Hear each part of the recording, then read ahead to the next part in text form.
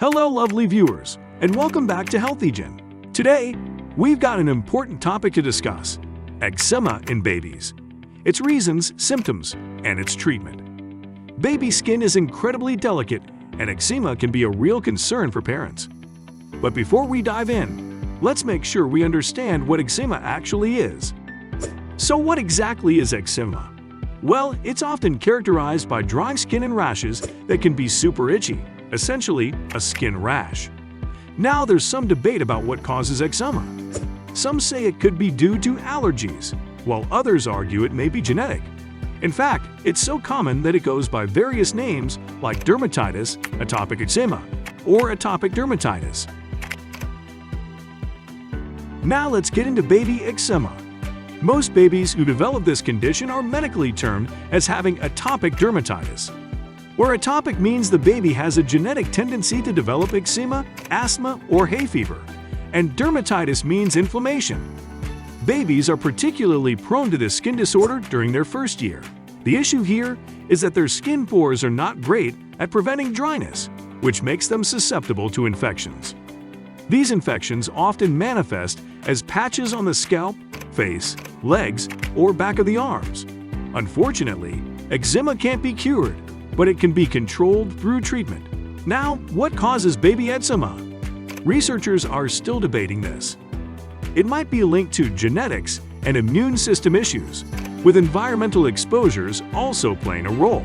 If parents have a history of asthma or hay fever, then the risk is higher, suggesting that other diseases may increase the likelihood of eczema. Allergies are a significant factor too. The early symptoms of eczema in babies often include dry skin and rashes, and these allergies could even be transferred through breastfeeding. So how do you know if your baby has eczema? Well, it depends on their age. Initial signs might include dry patches on the face, which can be irritating for the little ones. You might also notice flare-ups with oozing blisters and inflammation, and sometimes excessive scratching can lead to dry or hardened skin, and if it gets really severe, you might even see bleeding. Additionally, eczema can affect the immune system, causing flu-like symptoms such as coughing, sneezing, and a rise in body temperature. If you notice any of these signs, then it is essential to start treatment right away, and in severe cases, consult a doctor. Alright, let's talk about treating baby eczema.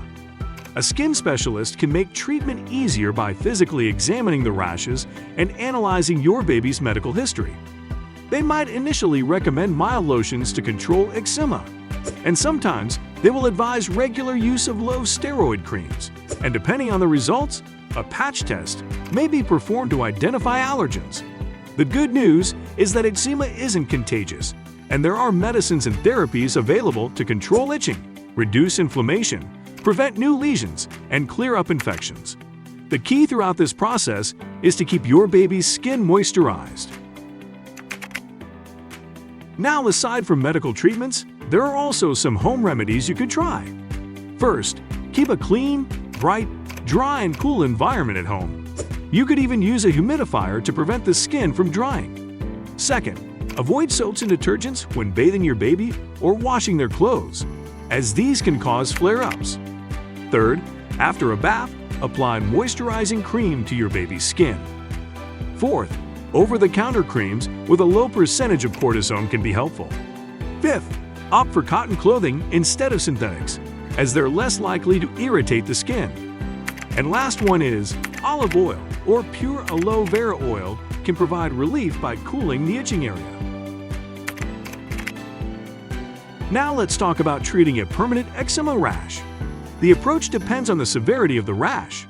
If it's spotted early, preventive measures like applying lotions to suppress itching can be recommended.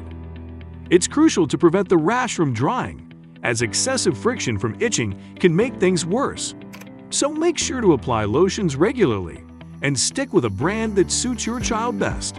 In some cases, doctors may prescribe antihistamines to help your child sleep, as itching can be quite uncomfortable. Bathing your child in lukewarm or cold water is another option to prevent skin from drying out. After the bath, apply moisturizer to damp skin and dress your child in light cotton clothes. Avoid wool or thicker materials, as they can raise body temperature and cause discomfort. Now there's a bit of debate around food allergies causing atopic dermatitis. However, researchers generally support breastfeeding for at least 6 months, as it's been shown to have positive results. Food allergies are more likely to trigger symptoms in younger children, while environmental factors might be responsible for older ones. There's consensus that food allergies and atopic dermatitis are interconnected. Some studies suggest that certain foods, especially processed and fast foods, can cause inflammation. Identifying the specific food allergen can require a bit of trial and error, but it's essential to get an allergy evaluation test done. Lastly, let's talk about prevention. While you can't prevent eczema if it's genetic, but you can certainly prevent it from worsening. Maintaining a record of potential allergens for your doctor can be beneficial. Here are a few ways to help prevent eczema. That's a wrap on our comprehensive guide to understanding and managing baby eczema.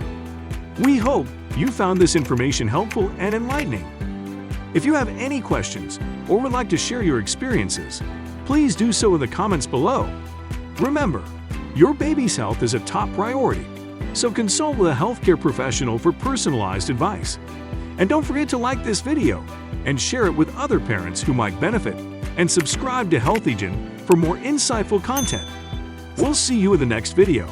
Until then, take good care of your little ones.